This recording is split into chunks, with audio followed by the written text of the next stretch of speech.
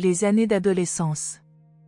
Au seuil de son adolescence, Jésus se trouva être le chef et l'unique soutien d'une nombreuse famille. Peu d'années après la mort de son père, toutes leurs propriétés avaient été vendues. À mesure que le temps passait, il prit de plus en plus conscience de sa préexistence. En même temps, il commença à comprendre plus pleinement qu'il s'était incarné sur terre expressément dans le but de révéler son Père du paradis aux enfants des hommes. Nul adolescent, qui a vécu ou qui vivra sur ce monde ou sur n'importe quel autre monde, n'a eu ou n'aura jamais à résoudre des problèmes plus graves ou à démêler des difficultés plus complexes. Nul jeune durantia ne sera jamais appelé à traverser plus de conflits éprouvants ou de situations pénibles que Jésus durant la période ardue allant de sa 15e à sa 20e année. Ayant ainsi connu l'expérience effective de vivre ces années d'adolescence sur un monde assailli par le mal et tourmenté par le péché, le Fils de l'homme acquit la connaissance expérientielle complète de la vie de la jeunesse dans tous les royaumes de Nébadon. Il devint ainsi, pour toujours, le refuge compréhensif des adolescents angoissés et perplexes de tous les âges et sur tous les mondes de l'univers local. Lentement mais sûrement, et par expérience effective, le Fils divin gagne le droit de devenir le souverain de son univers, le chef suprême et incontesté de toutes les intelligences créées sur tous les mondes de l'univers local, le refuge compréhensif des êtres de tous âges, quel que soit leur don et le degré de leur expérience personnelle. 1. La 16e année, en 10. Le Fils incarné passa par le stade de bébé et eut une enfance sans histoire. Il sortit ensuite de l'éprouvante et pénible période de transition entre l'enfance et la vie de jeune adulte, il devint le Jésus adolescent. Il atteignit sa pleine stature physique cette année-là. Il était un jeune homme viril et avenant. Il devint de plus en plus posé et sérieux, mais restait aimable et compatissant. Ses yeux étaient bienveillants, mais scrutateurs, son sourire était toujours engageant et rassurant. Sa voix était musicale, mais pleine d'autorité, son accueil cordial, mais sans affectation. En toute occasion, même lors de contacts les plus ordinaires, il semblait que se manifestait de façon sensible une double nature, la nature humaine et la nature divine. Il montra toujours cette conjugaison de l'ami compatissant et du maître ayant autorité.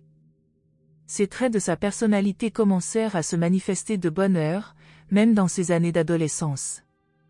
Ce jeune homme physiquement fort et robuste acquit également la pleine mesure de son intellect humain, non la pleine expérience de la pensée humaine, mais la pleine aptitude à un tel développement intellectuel. Il avait un corps sain et bien proportionné, un mental vif et analytique, un naturel bienveillant et compatissant, un tempérament quelque peu fluctuant, mais dynamique. Cet ensemble commençait à composer une personnalité forte, frappante et attirante. Avec le temps, il devint de plus en plus difficile à sa mère et à ses frères et sœurs de le comprendre, ses paroles étaient pour eux des pierres d'achoppement, et ils interprétaient mal ses agissements. Ils étaient tous inaptes à comprendre la vie de leur frère aîné, parce que leur mère leur avait donné à entendre qu'il était destiné à devenir le libérateur du peuple juif. Après avoir reçu ces indications de Marie comme des secrets de famille, imaginez leur désarroi quand Jésus démentait franchement toutes ses idées et ses intentions. Simon entra à l'école cette année-là, et la famille fut obligée de vendre une autre maison. Jacques se chargea alors d'instruire ses 3 sœurs, dont 2 étaient assez âgées pour commencer à étudier sérieusement. Aussitôt que Ruth eut grandi, elle fut prise en main par Myriam et Marthe. Ordinairement les filles des familles juives recevaient peu d'instruction, mais Jésus maintenait, et sa mère était d'accord avec lui, que les filles devaient aller en classe comme les garçons, puisque l'école de la synagogue ne voulait pas les prendre, il n'y avait pas d'autre solution que de faire, spécialement pour elles, des cours à la maison. Durant toute cette année, Jésus ne quitta guère son établi. Heureusement, il avait beaucoup de travail et l'exécutait d'une manière tellement supérieure qu'il ne chômait jamais, même quand il y avait peu d'ouvrages dans le pays. À certains moments, Jésus avait tant à faire que Jacques l'aidait. À la fin de cette année, il avait à peu près décidé qu'après avoir élevé les siens et les avoir vus mariés, il entreprendrait son ministère public en tant qu'instructeur de la vérité et révélateur du Père céleste au monde. Il savait qu'il ne deviendrait pas le Messie juif attendu et en conclut qu'il était presque inutile de discuter ces sujets avec sa mère. Il se résigna à lui permettre de chérir toutes les idées qui lui plairaient, puisque tout ce qu'il avait dit dans le passé ne l'avait que peu ou pas touché. Il se souvenait que son père n'avait jamais pu dire quelque chose qui la fit changer d'idée. À partir de cette année, il parla de moins en moins de ses problèmes à sa mère ou à d'autres personnes. Sa mission était si spéciale que personne au monde ne pouvait lui donner de conseils pour l'accomplir. Bien que jeune, il était un vrai père pour sa famille. Il passait chacune de ses heures libres avec ses jeunes frères et sœurs, et ceux-ci l'aimaient sincèrement. Sa mère se désolait de le voir tant peiner, jour après jour, à l'établi de charpentier pour gagner la vie de la famille, au lieu d'être à Jérusalem, en train d'étudier avec les rabbins, selon les plans que ses parents avaient échafaudés avec tant d'amour. Marie ne pouvait comprendre bien des choses concernant son fils, mais elle l'aimait beaucoup, et ce qu'elle appréciait le plus, c'était la bonne volonté avec laquelle il endossait la responsabilité du foyer. 2. La 17e année, en 11. C'est à peu près à cette époque qu'il y eut une agitation considérable, spécialement à Jérusalem et en Judée, en faveur d'une rébellion contre le paiement des impôts à Rome. Il se créa un fort parti nationaliste, dont les membres furent appelés les Zélotes. Contrairement aux pharisiens, les Zélotes ne voulaient pas attendre la venue du Messie. Ils proposaient de précipiter la crise par une révolte politique. Un groupe d'organisateurs de Jérusalem arriva en Galilée et obtint de bons succès jusqu'au moment où il atteignit Nazareth. Quand ils vinrent voir Jésus, celui-ci les écouta attentivement, il posa un grand nombre de questions, mais refusa de se joindre au parti. Il ne voulut pas dévoiler toutes les raisons qui l'empêchaient d'adhérer, et son refus eut pour effet d'écarter des Zélotes beaucoup de ses jeunes compagnons de Nazareth. Marie fit de son mieux pour l'inciter à s'enrôler, mais elle ne put le faire céder le moins du monde. Elle alla jusqu'à lui signifier que son refus d'épouser la cause nationaliste, comme elle le lui ordonnait, était de l'insubordination, une violation de sa promesse faite à leur retour de Jérusalem d'être soumis à ses parents. En réponse à cette insinuation, Jésus posa seulement sur son épaule une main bienveillante, la regarda en face et lui dit, « Ma mère, comment peux-tu » Et Marie se rétracta. Un des oncles de Jésus, Simon, frère de Marie, s'était déjà joint au groupe et devint par la suite un cadre de la section galiléenne. Pendant plusieurs années, il y eut un peu de brouille entre Jésus et son oncle. Le désordre se mit à couver à Nazareth. L'attitude de Jésus dans cette affaire avait eu pour résultat de créer une scission dans la jeunesse juive de la ville. Environ la moitié s'était jointe à l'organisation nationaliste, l'autre moitié commença à former un groupe opposé de patriotes modérés, escomptant que Jésus en assumerait la direction. Ils furent stupéfaits quand il refusa l'honneur qu'on lui offrait, alléguant comme excuse ses lourdes responsabilités familiales qu'ils admettaient tous. La situation se compliqua encore davantage quand, peu après, se présenta Isaac, un riche juif prêteur sur gage aux gentils, qui proposa d'entretenir la famille de Jésus si celui-ci voulait déposer ses outils et se mettre à la tête de ses patriotes de Nazareth. Jésus, alors à peine âgé de 17 ans, se trouva en présence de l'une des situations les plus délicates et les plus embarrassantes du début de sa vie. Il est toujours difficile au chef spirituel de prendre position sur une question patriotique, surtout quand des oppresseurs étrangers percevant les impôts viennent les compliquer. C'était doublement vrai dans ce cas, puisque la religion juive était impliquée dans toute cette agitation contre Rome. La position de Jésus était rendue encore plus délicate du fait que sa mère, son oncle et même son jeune frère Jacques, l'exhortaient tous à se joindre à la cause nationaliste. Tous les meilleurs juifs de Nazareth s'étaient enrôlés, et les jeunes gens qui ne s'étaient pas joints au mouvement étaient tous prêts à s'engager dès que Jésus se raviserait.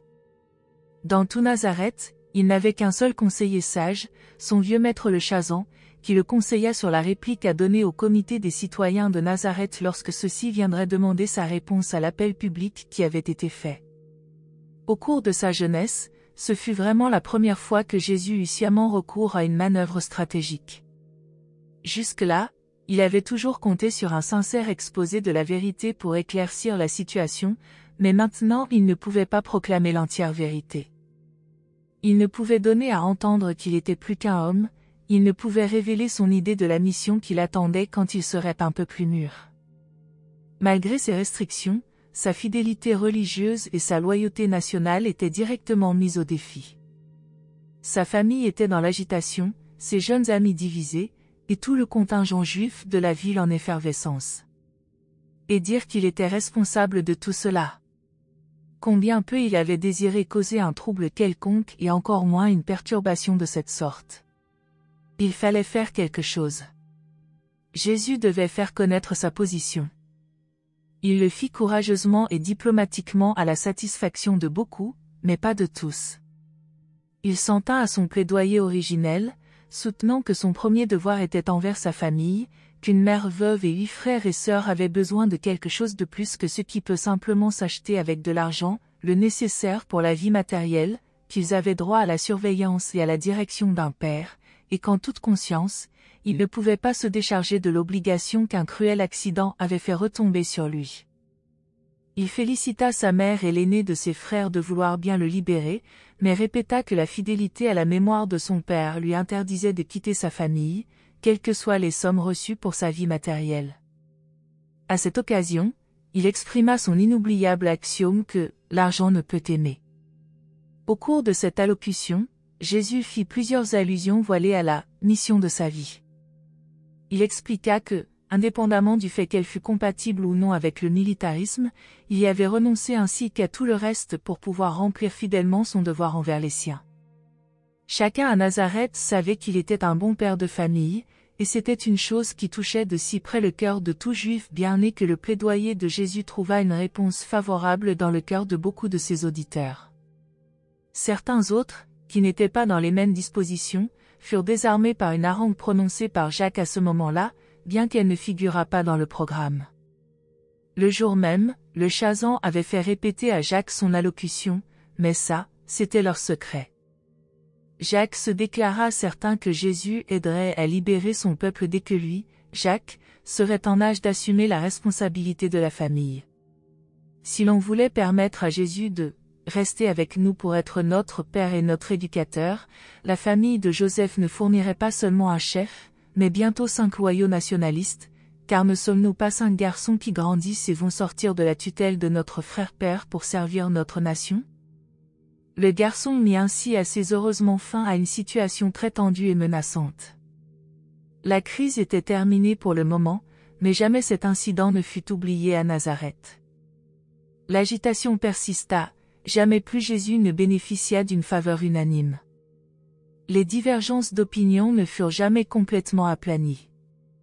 Compliquée par d'autres événements postérieurs, cette situation fut l'une des principales raisons pour lesquelles Jésus s'installa quelques années plus tard à Capharnaüm. Une scission au sujet du Fils de l'homme subsista désormais dans Nazareth. Cette année-là, Jacques reçut ses diplômes et se mit à travailler à temps complet à la maison, dans l'atelier de charpentier. Il était devenu un ouvrier habile à manier les outils et entreprit à son tour de fabriquer des joues et des charrues, tandis que Jésus commençait à faire plus de travaux de finition d'intérieur ainsi que des travaux délicats d'ébénisterie. Durant cette année-là, Jésus progressa grandement dans l'organisation de son mental. Peu à peu, il avait concilié sa nature divine avec sa nature humaine. Il réalisa toute cette organisation intellectuelle par la force de ses propres décisions et avec la seule aide de son moniteur intérieur, un moniteur semblable à ceux qui habitent le mental de tous les mortels normaux sur tous les mondes après l'effusion d'un fils. Juste ici, rien de surnaturel ne s'était passé dans la carrière de ce jeune homme, sauf la visite d'un messager envoyé par son frère aîné Emmanuel, qui lui apparut une fois, pendant la nuit, à Jérusalem. 3. La 18e année, en 12. Au cours de cette année, tous les immeubles de la famille, excepté la maison où ils habitaient et le jardin, furent liquidés. Leur dernière parcelle de propriété à Capharnaüm, hormis une part dans une autre propriété, fut vendue, elle était déjà hypothéquée. Le prix servit à payer les impôts, à acheter quelques nouveaux outils pour Jacques et à payer une partie de l'ancien magasin familial de fournitures et de réparations proche du caravansérail. Jésus désirait maintenant racheter ce magasin, car Jacques était d'âge à travailler à l'atelier de la maison et à aider Marie au foyer. Libéré pour le moment des embarras financiers, Jésus décida d'emmener Jacques à la Pâque. Ils partirent pour Jérusalem un jour d'avance pour être seuls et passèrent par la route de Samarie. Tout en cheminant, Jésus fit à Jacques l'historique des lieux traversés, comme son père le lui avait enseigné, 5 ans auparavant, au cours d'un voyage semblable. En traversant la Samarie, ils virent nombre de spectacles étranges. Pendant ce voyage, ils discutèrent beaucoup de leurs problèmes personnels, familiaux et nationaux. Jacques était un garçon d'un type très religieux, bien qu'il ne fût pas complètement d'accord avec sa mère sur le peu qu'il connaissait des plans concernant l'œuvre de la vie de Jésus, il attendait vraiment le moment où il serait capable d'assumer la responsabilité de la famille pour permettre à Jésus de commencer sa mission. Il appréciait beaucoup que Jésus l'ait emmené à la Pâque, et ils discutèrent de l'avenir plus à fond qu'ils ne l'avaient jamais fait jusqu'alors. Pendant la traversée de la Samarie, Jésus réfléchit longuement, particulièrement à Béthel et au puits de Jacob, où ils s'arrêtèrent pour boire. Il discuta avec son frère les traditions d'Abraham, d'Isaac et de Jacob. Il contribua beaucoup à préparer Jacques à ce dont il allait être témoin à Jérusalem, cherchant ainsi à atténuer un choc semblable à celui qu'il avait lui-même éprouvé lors de sa première visite au temple. Mais Jacques n'était pas aussi sensible à certains de ces spectacles. Il critiqua la manière superficielle et dure dont quelques prêtres accomplissaient leur devoir, mais dans l'ensemble il fut très heureux de son séjour à Jérusalem. Jésus emmena Jacques à Béthanie pour le souper de la Pâque. Simon avait été enseveli avec ses ancêtres, et Jésus présida la tablée comme chef de famille pour la Pâque, car il avait rapporté du temple l'agneau pascal. Après le souper de la Pâque, Marie s'assit pour causer avec Jacques, tandis que Marthe, Lazare et Jésus s'entretinrent ensemble fort avant dans la nuit. Le lendemain, ils assistèrent aux offices du temple, et Jacques fut reçu dans la communauté d'Israël. Ce matin-là, comme il s'arrêtait sur le versant d'Olivet pour regarder le temple, Jacques exprima son admiration tandis que Jésus contemplait Jérusalem en silence. Jacques ne pouvait comprendre le comportement de son frère. Ce soir-là, ils retournèrent à Béthanie, et auraient pris le lendemain le chemin du retour, mais Jacques insista pour retourner visiter le temple, expliquant qu'il voulait écouter les docteurs. Bien que le motif avoué fût vrai, dans le secret de son cœur, Jacques souhaitait entendre Jésus participer au débat, comme sa mère le lui avait raconté. Ils allèrent donc au temple, et écoutèrent les discussions, mais Jésus ne posa pas de questions. Tout cela semblait si puéril et si insignifiant à son mental d'homme et de Dieu qui s'éveillait, il ne pouvait qu'en avoir pitié. Jacques fut déçu que Jésus ne dise rien. À ses demandes, Jésus répondit seulement, « Mon heure n'est pas encore venue. » Le lendemain, ils firent le voyage de retour par Jéricho et la vallée du Jourdain. En chemin, Jésus raconta beaucoup de choses, notamment son premier voyage par cette route quand il avait 13 ans.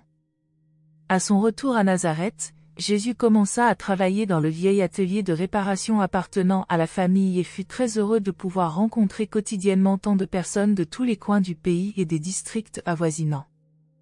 Jésus aimait véritablement les gens du peuple tels qu'ils sont. Chaque mois, il payait la mensualité du rachat de l'atelier, avec l'aide de Jacques, il continuait à entretenir la famille. Plusieurs fois par an, quand il n'y avait pas de visiteurs pour le faire, Jésus continuait à lire les Écritures du sabbat à la synagogue et expliquait souvent la leçon, mais il choisissait d'habitude des passages de telle manière que les commentaires soient inutiles. Il était habile dans l'ordonnance des lectures de sorte que les différents passages s'éclairaient l'un l'autre. Chaque fois que le temps le permettait, il ne manquait jamais d'emmener ses frères et sœurs en promenade dans la nature les après-midi de sabbat. À cette époque, le Chazan inaugura un cercle de discussion philosophique pour jeunes gens, ceux-ci se réunissaient au domicile des divers membres et souvent chez le Chazan lui-même. Jésus devint un membre éminent de ce groupe. Par ce moyen, il put regagner un peu du prestige local qu'il avait perdu au moment des récentes controverses nationalistes. Sa vie sociale, quoique restreinte, n'était pas totalement négligée. Il avait beaucoup de très bons amis et d'admirateurs fervents parmi les jeunes hommes et les jeunes femmes de Nazareth. En septembre, Élisabeth et Jean vinrent rendre visite à la famille de Nazareth. Jean, ayant perdu son père, avait l'intention de retourner dans les collines de Judée pour s'occuper d'agriculture et d'élevage de moutons, à moins que Jésus ne lui conseillât de rester à Nazareth pour devenir charpentier ou faire quelque travail d'un autre ordre. Jean et sa mère ignoraient que la famille de Nazareth était pratiquement sans argent.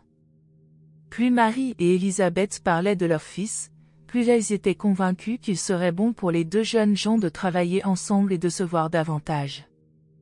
Jésus et Jean eurent de longs entretiens et discutèrent de quelques questions très intimes et personnelles.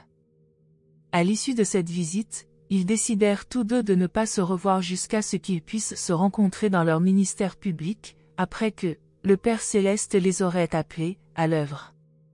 Jean fut prodigieusement impressionné par ce qu'il vit à Nazareth et comprit qu'il devrait retourner à la maison et travailler pour entretenir sa mère. Il fut convaincu qu'il participerait à la mission de la vie de Jésus, mais comprit que Jésus allait devoir s'occuper pendant bien des années de soutenir sa propre famille.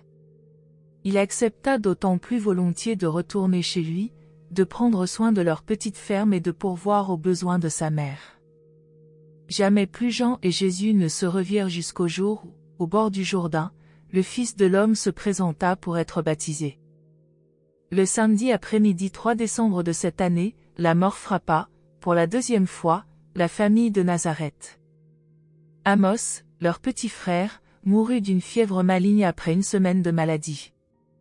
Ayant traversé cette période douloureuse avec son fils premier-né comme seul soutien, Marie reconnut finalement et pleinement que Jésus était le véritable chef de la famille, et il était vraiment un chef de valeur. Pendant 4 ans, leur niveau de vie avait constamment décliné. D'année en année, ils se sentaient plus tenaillés par la pauvreté. Vers la fin de cette année, ils eurent à affronter une des épreuves les plus pénibles de leur lutte ardue. Jacques n'avait pas encore commencé à bien gagner, et la dépense d'un enterrement s'ajoutant au reste les consterna.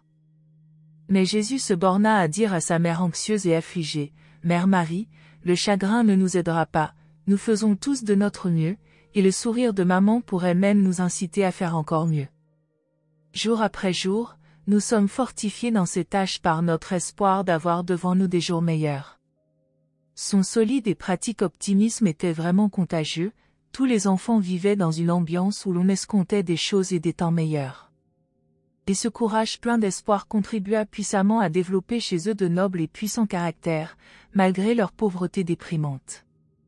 Jésus possédait la faculté de mobiliser efficacement tous ses pouvoirs mentaux, psychiques et corporels pour la tâche à accomplir immédiatement. Il pouvait concentrer d'une manière profonde son mental sur le seul problème qu'il désirait résoudre. Jointe à sa patience inlassable, cette faculté le rendait capable de supporter sereinement les épreuves d'une existence mortelle difficile, de vivre comme s'il voyait celui qui est invisible.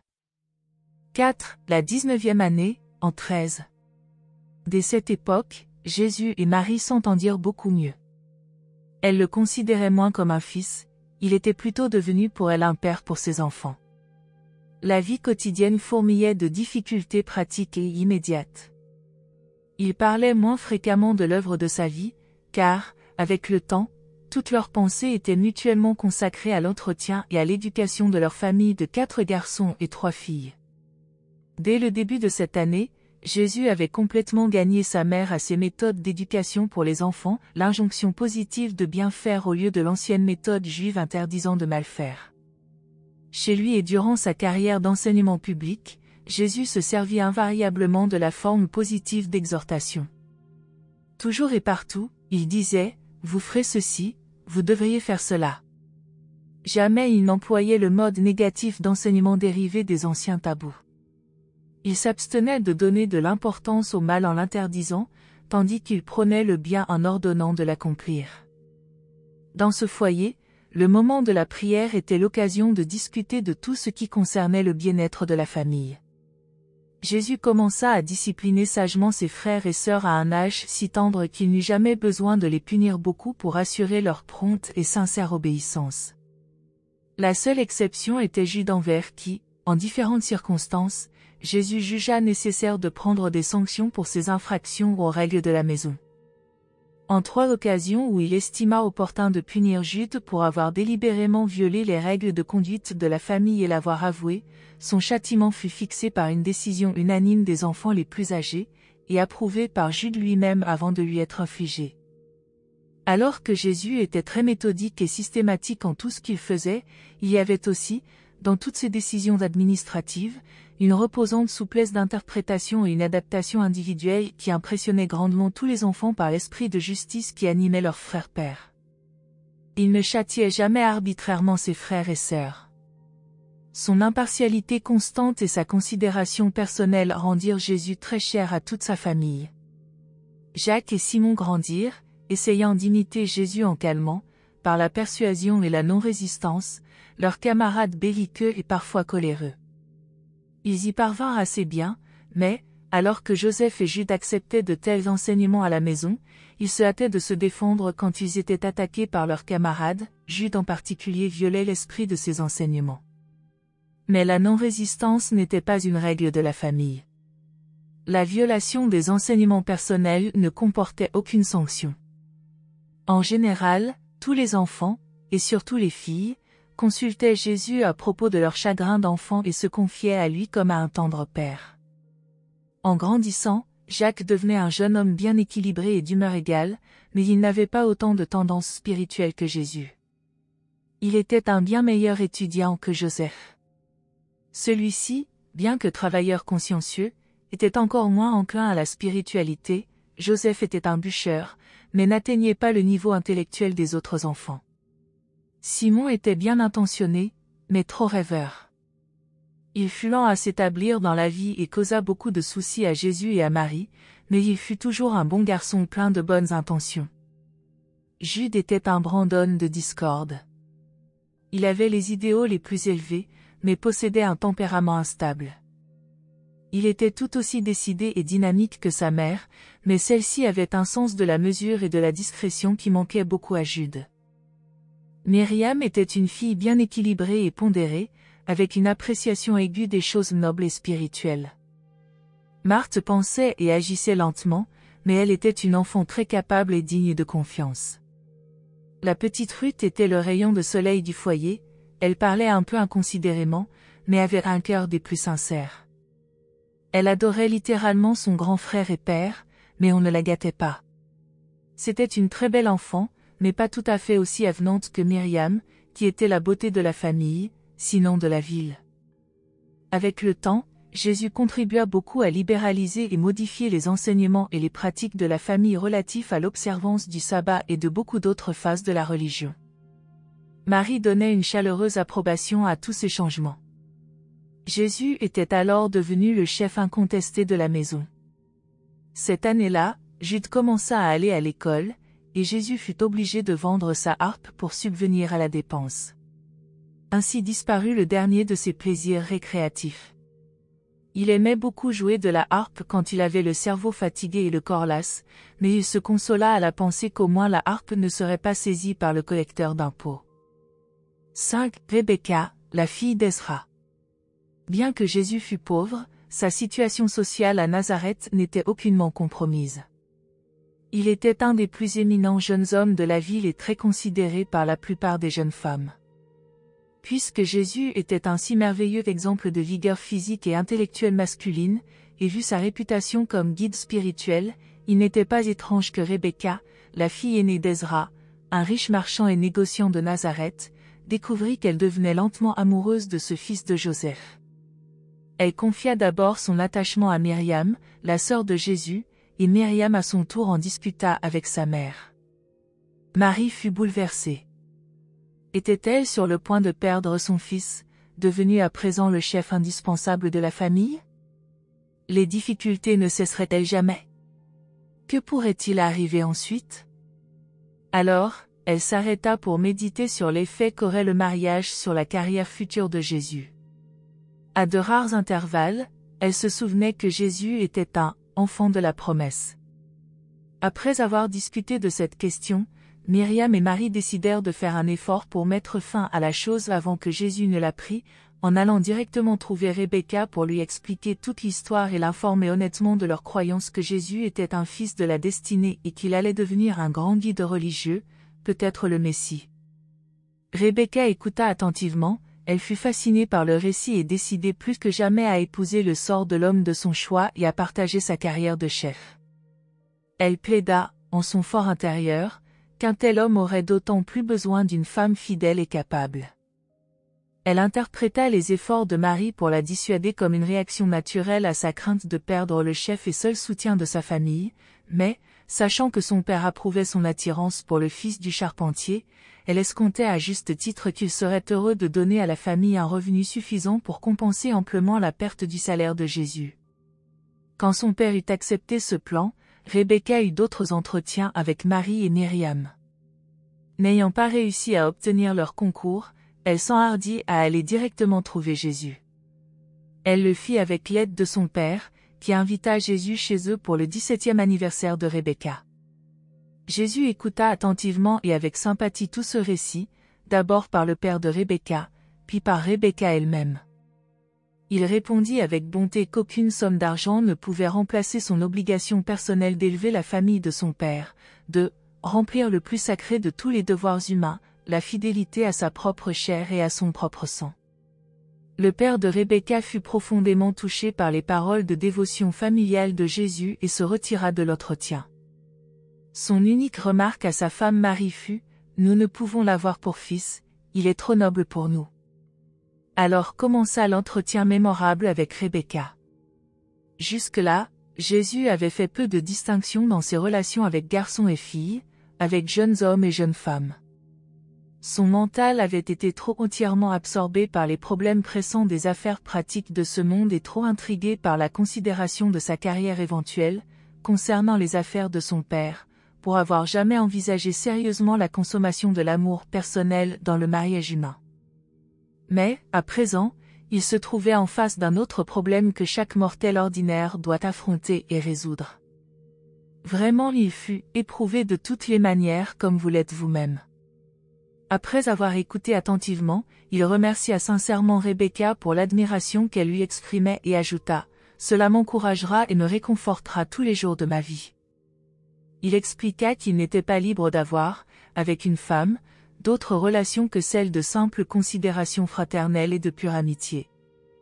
Il précisa que son premier et plus important devoir était d'élever la famille de son père, qu'il ne pouvait envisager de mariage avant que cela fût accompli, et alors il ajouta « Si je suis un fils de la destinée, je ne dois pas assumer d'obligation pour la durée de la vie avant que ma destinée soit rendue manifeste. » Rebecca eut le cœur brisé. Elle refusa d'être consolée et harcela son père pour quitter Nazareth jusqu'à ce qu'il consentît finalement à s'installer à Séphorie. Au cours des années suivantes, Rebecca répondit toujours, aux nombreux hommes qui la demandèrent en mariage, qu'elle vivait dans un seul but, attendre l'heure où celui qui était pour elle le plus grand homme qui ait jamais vécu, commencerait sa carrière d'instructeur de la vérité vivante. Elle le suivit avec dévotion à travers les années mouvementées de son ministère public. Elle était présente, inaperçue de Jésus, le jour où il entra triomphalement à Jérusalem, et elle était debout, parmi les autres femmes, à côté de Marie, ce tragique et fatal après-midi où le Fils de l'homme fut suspendu à la croix. Pour elle aussi bien que pour d'innombrables mondes d'en haut, il était, le seul entièrement digne d'être aimé et le plus grand parmi 10 000. Si, sa 20e année, en 14. L'histoire de l'amour de Rebecca pour Jésus se répandit à Nazareth et plus tard à Capharnaüm. De la sorte, et bien qu'au cours des années qui suivirent, beaucoup de femmes se fussent mises à aimer Jésus tout comme les hommes l'aimaient, il n'eut jamais plus à refuser l'offre personnelle de la dévotion d'une autre femme de bien. À partir de ce moment, l'affection humaine pour Jésus participa davantage de la nature d'une considération respectueuse et adoratrice. Hommes et femmes l'aimaient avec dévotion pour ce qu'il était, sans la moindre teinte de satisfaction égoïste et sans désir de possession affective.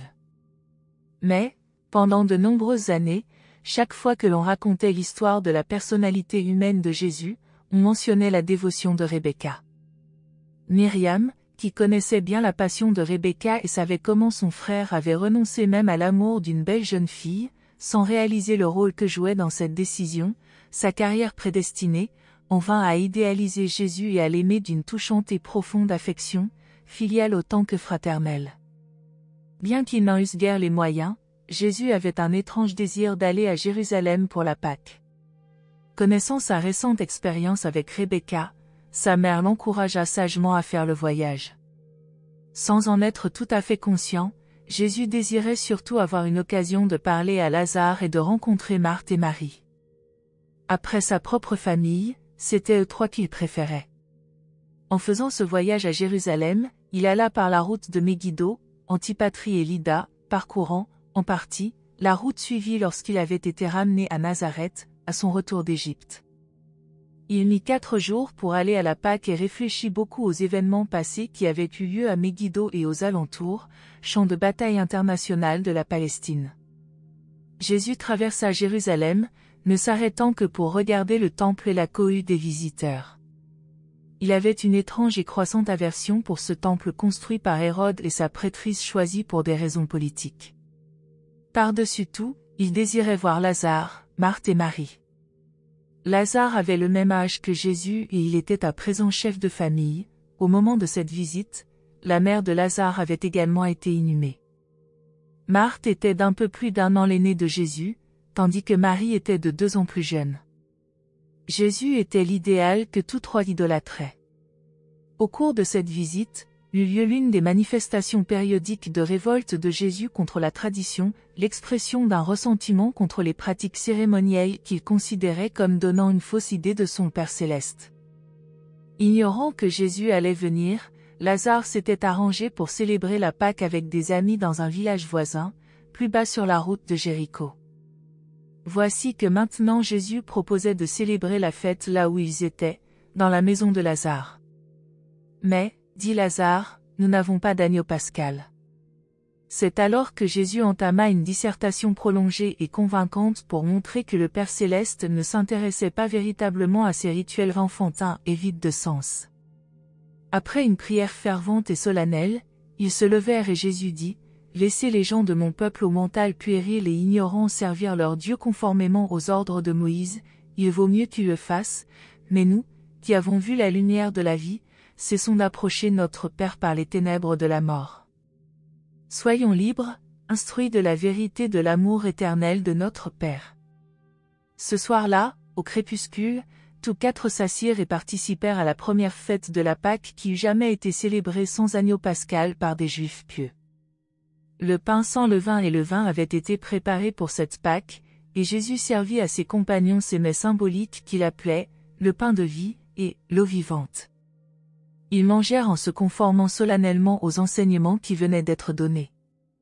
Jésus prit l'habitude de pratiquer ce rite sacramentel lors de chacune de ses visites ultérieures à Béthanie. Quand il revint chez lui, il raconta tout cela à sa mère. Au premier abord, elle fut choquée, mais peu à peu elle en vint à partager son point de vue. Néanmoins, elle fut très soulagée quand Jésus l'assura qu'il n'avait pas l'intention d'introduire dans leur famille cette nouvelle conception de la Pâque. À la maison, avec les enfants, il continua, d'année en année, à manger la Pâque, selon la loi de Moïse. Ce fut durant cette année que Marie eut une longue conversation avec Jésus au sujet du mariage. Elle lui demanda franchement s'il se marierait au cas où il serait dégagé de ses responsabilités familiales. Jésus lui expliqua que le devoir immédiat lui interdisait le mariage, et qu'il y avait donc peu pensé. Il s'exprima comme s'il doutait qu'il dût jamais entrer dans les liens du mariage. Il dit que toutes ces choses devaient attendre, mon heure, le moment où le travail de mon Père devra commencer. Ayant déjà mentalement décidé qu'il ne devait pas engendrer d'enfant charnel, il se préoccupait très peu de la question du mariage humain. Cette année-là, il reprit la tâche de fusionner davantage sa nature mortelle et sa nature divine en une simple et efficace individualité humaine. Son statut moral et sa compréhension spirituelle continuèrent à croître. Bien que tous leurs immeubles de Nazareth, excepté leur maison, fussent liquidés, ils reçurent, cette année-là, une petite aide financière par la vente d'une participation dans une propriété à Capharnaüm. C'était le dernier de tous les biens immobiliers de Joseph. Cette affaire immobilière fut conclue avec un constructeur de bateaux nommé Zébédée. Joseph fut reçu, cette année-là, aux examens de l'école de la synagogue et se prépara à travailler au petit établi de l'atelier de charpentier de leur domicile. Quoique l'héritage de leur père fût épuisé, il y avait des chances pour qu'ils triomphent de la pauvreté puisque 3 d'entre eux fournissaient maintenant un travail régulier. Jésus devient rapidement un homme, non pas simplement un jeune homme, mais un adulte. Il a bien appris à assumer des responsabilités. Il sait persévérer en présence des déceptions. Il fait bravement front quand ses plans sont contrecarrés et ses projets temporairement déjoués.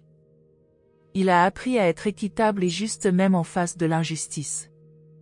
Il est en voie d'apprendre à ajuster ses idéaux de vie spirituelle aux exigences pratiques de l'existence terrestre, d'apprendre à faire des plans pour atteindre un but idéaliste supérieur et lointain, tout en peinant durement dans le but de satisfaire les nécessités plus proches et plus immédiates. Il acquiert progressivement l'art d'adapter ses aspirations aux exigences banales de la vie des humains. Il a presque maîtrisé la technique d'utiliser l'énergie de l'impulsion spirituelle pour faire fonctionner le mécanisme des réalisations matérielles. Il apprend lentement à vivre la vie céleste tout en poursuivant son existence terrestre.